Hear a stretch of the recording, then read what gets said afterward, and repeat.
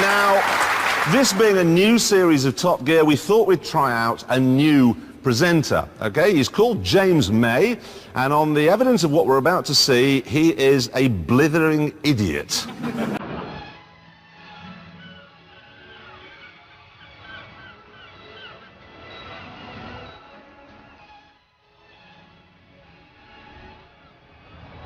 One day, probably in the dentist, you'll find yourself leafing idly through the small ads in the back of a classic car magazine. And you'll probably think to yourself, all that money I spent on a Ford Mondeo could have been used to buy something really interesting, like Mark II Inspector Morse style Jag, for example. An old Porsche 911. There are quite a few old Porsche 911s in here. Look, you could even have a Bentley. Mind you, you'd have to be a complete idiot to buy one of those. This one's mine. It's a T2, pretty much the cheapest Bentley money can buy. You can pick one of these up for 7 or 8 grand, but don't, because for that money it's going to be a complete bag of bolts. This, though, is a good one. It cost 14 grand, but it's got a full service history. All the parts are genuine. There's no rust, no filler, and no evidence of bodged repairs. Now, 14 grand's top dollar for one of these, but that's still only the price of the most basic Mondeo. Unlike the Mondeo, though, the Bentley shouldn't depreciate. A Mondeo is a disposable item, but it's a Bentley. So why do I like it then? Well, I like this wood. Someone's taken a lot of care over that. I like the view. I like that strip of chrome down the bonnet and the weird winged bee thing down at the end. And I like the sort of daftness of it. I mean, the light switch is there, fair enough, but the key goes here, and the windscreen wipers are here. I'd expect the windscreen wipers to be here, but this is actually the gear stick. And the handbrake's down here. It's all wrong, and I love that. Somewhere up front is a huge 6.75 litre V8 engine, but when you put your foot down, nothing happens. You get a bit more noise, and it might go a little bit faster, but on the whole it's a complete waste of time.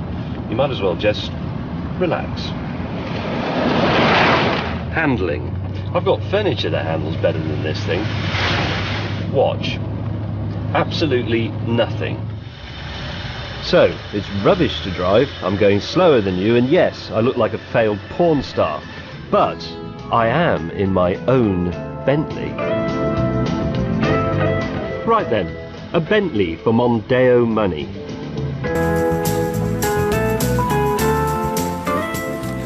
Some of you are pretty tempted by this idea, but hang on, I haven't told you how it ruined my life yet.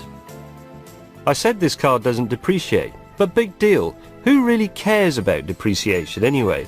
It's just something that goes on all the time when you're in the pub or in bed. It's not something that hurts you every day. For that, you need a Bentley. Every time I go near this thing, it kicks me in the head and runs off with my wallet. It costs 80 quid to fill up and does 15 miles to the gallon. If I drive like an undertaker, I have to rent a king-size garage to keep it in, and it takes up 2 tokens at the jet wash. Okay, servicing only costs about the same as it does for a mid-sized BMW, but it has to go in 3 times as often. Which is why my mechanic buys his overalls from Gucci, while I sit at home.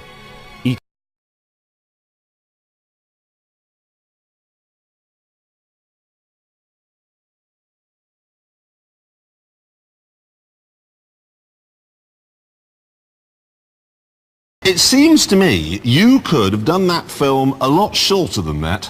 Yes, it's, for the money you spend on a basic Mondeo, you could buy an old Bentley like I did. Don't. Exactly. Don't go anywhere near it. It's a stupid idea, isn't it? It is. It's fine as a hobby, but this is my only car. You don't even have another car? I don't have another car. Well, how many sacrifices do you have to make? Going for a curry, having mates, having a proper car. In any form of life, and presumably it won't fit in your garage since you live in London. No. Well, actually, that's not quite true. The first 12 feet fit in the garage magnificently, even though I can't actually get out of the car. But then there are 2 feet on the pavement. Yeah, you don't want that. And then the last 3 feet are on the road and get a parking ticket. And if I put the whole car on the road, you have to pay the council tax, obviously. Because it's a house, really. It is. The thing is it's not my sort of car.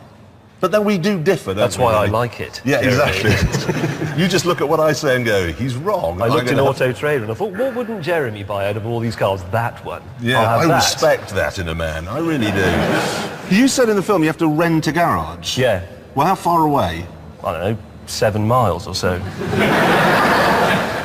You rent a garage 7 miles from your house. How do you get there, then? On my folding bicycle, obviously.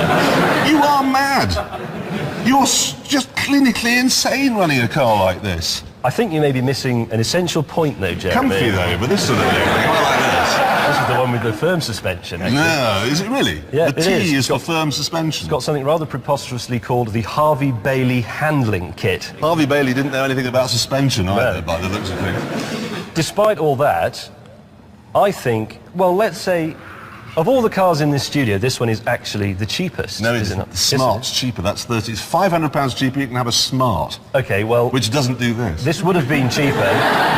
This would have been cheaper if I'd not felt sorry for the bloke who was selling it and haggled a bit more. Then That's I'd a have probably British got it. disease. It is a British disease. Well, I a very feel really British sorry car. for him. Yeah. Am I right in saying this car is so cool that most people, by which I mean Jeremy, don't realise it yet? Okay, hands up if you think it's a cool car. Yes. That's 1, 2, 3. And on that bombshell, let's do the news, shall we?